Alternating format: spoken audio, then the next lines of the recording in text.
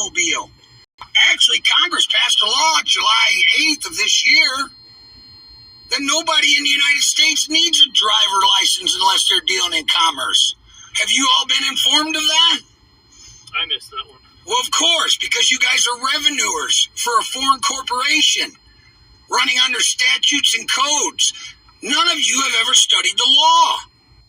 The United States Constitution, Article 4, Section 1, full faith and credit shall be given in each state to the public acts, records, and judicial proceedings of every other state. January 19, 2011, Judge May's conclusion of law was that the Dallas Police Department and the North Carolina Department of Transportation are both private entities that do not fall within the executive branch of state government. This decision was upheld in judicial review by Judge Ridgway. This means that every police department in the country is a private entity. In other words, they are private contractors and private for-profit businesses. So if a Walkenhut security guard driving an armored car pulled you over and tried to give you a ticket, what would you do? Governments descend to the level of a mere private corporation and take on the characteristics of a mere private citizen, where private corporate commercial paper, Federal Reserve notes and securities, checks, is concerned. For purposes of suit, such corporations and individuals are regarded as entities entirely separate from government.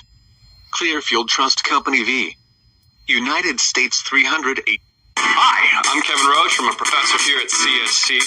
I am going to be guiding you along a journey of United States 318 U.S. 363 to 371. 1942. What the Clearfield Doctrine is saying is that when private commercial paper is used by corporate government, the government loses its sovereignty status and becomes no different than a private corporation. Government is bound by the rules and laws that govern private corporations, so if they intend to compel a living man or woman to some specific performance based upon its corporate statutes or corporation rules, then the government, like any private corporation, must be the holder in due course of a contract or some consenting agreement made with full disclosure between it and the one upon whom demands for specific performance are made. The government is required to enter the contract or commercial agreement into evidence by due process before trying to get the court to enforce its statutory demands. Every so-called city, county, state or federal government entity, courts, police, taxing agencies, etc. you can think of are listed on Manta.com, which belongs to Dun & Bradstreet and are traded on the stock market.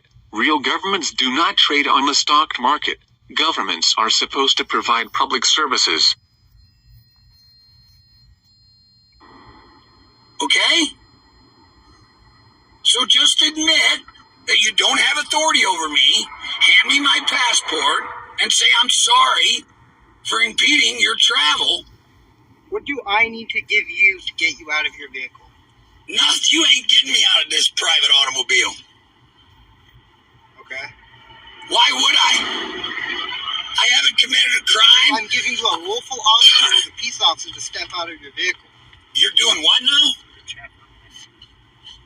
We'll be right back, okay? Okay. All right, so what's your last... This guy pretended he was giving the man a lawful order to step out of his vehicle. But this, once again, is proof that police don't know shit and they are literally out here marauding. Any dumb person who doesn't know their rights would get the opposite of what's happening to this man right here, because he walks away, he drives away from this, and they don't get shit from him because he knew his rights. We do not need a fucking driver's license to transport ourselves anywhere.